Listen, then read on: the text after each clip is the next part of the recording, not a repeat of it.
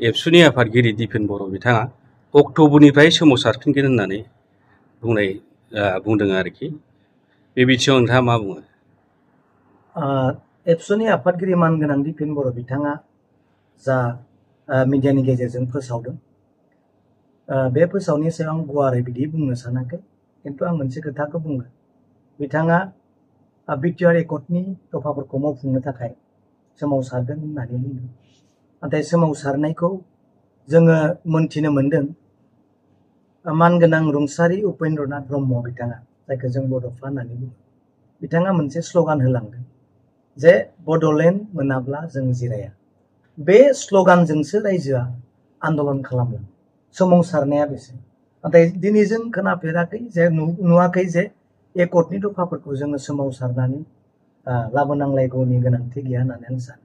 नाथाय दिनै रायजोआ जिहेतु बड'लेण्ड मोनाब्ला जों जिराया होननानै बे भाइस' जिथु कमिटमेन्ट बड'फा बिथांनि, बेखौ स्टेप बाय स्टेप लांजाबाय थानायखौ निस्सय बिनि आत्माया बुंदों, रायजोआ बुंदों, आरो दुलाराय बर' फरायसा आफादानो बिनि हेन्डेल हमग्राया बिथांमोनानो। नाथाय बिथांमोना मानिबा जाहोनाव राजनितिकजों हाबनानै थानायनि थाखायसो बड'फानि मावनांगौ जिथु एसे आद्रा आरो दंबावो, बियो थाबथानानै दं। आं बेखौसो खावलायगोन, बै बिटिआर एकर्ड नङा, बिटिआर एकर्डनि गोजौ आरो मा दं, बिनि थाखायसो सोमावसार। पार्सनेल हिसाबै आं बुंदों, खावलायदों, बिनि गोजौआव मा दं, बिटिआर एकर्डआव मा दं, बिटिआर एकर्डनिसै आरो गोजौआव मा दं, जायखौ जोङो बिफा होननानै मानियो, जायहा जोंनि स्पिरिट जोंखौ दैदेनबोदोंमोन, बिथांनि बुंनायखौ जाफुंनो थाखायसो बिनि गोजौआव मा दं, निस्सय रायजोआ बुजिखागोन, बेखौसो मावनो थाखाय आं खावलायगोन। आरो आं निमाहा बिदों, इलेक्सननि समाव जोंनि खुगाजों जोंनि गोसोजों जों गोबां मानसिखौ राजनितिकआव देरहानो थाखाय सैथो असैथो जों दिनै सोरखौबा बुंफ्लांबाय, रायफ्लांबाय, बेफोर गासिबो मोनसे राजनितिकनि मोनसे प्रक्रिया होननानै बुंनांगोन। नाथाय फ्राय जों सैथोखौ रायजोनो जों लांनो नाजादों आरो सैथोजों जों आवगायलांनो नाजादों।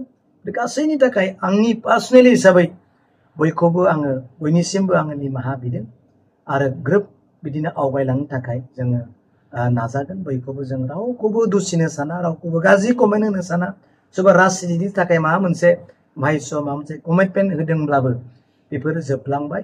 जोंहा 3 तारिख जा गिदिर प्रग्राम दङ सरकार दानायनि, बेयाव बयखौबो फैनो थाखाय जों खावलायगोन। सोरखौबा गाज्रि मोननाय, रायजोजों नांलायनाय, सोरबा पार्सनेलि ग्रास जालायनाय, बेफोरखौ बावगारजोबनांगौ आरो जों ज' ज' खामानि मावलांनांगौ, जेन बिटिसिआ पुनर सान्ति जानानै जों खामानि मावलांनो हायो। Thank you.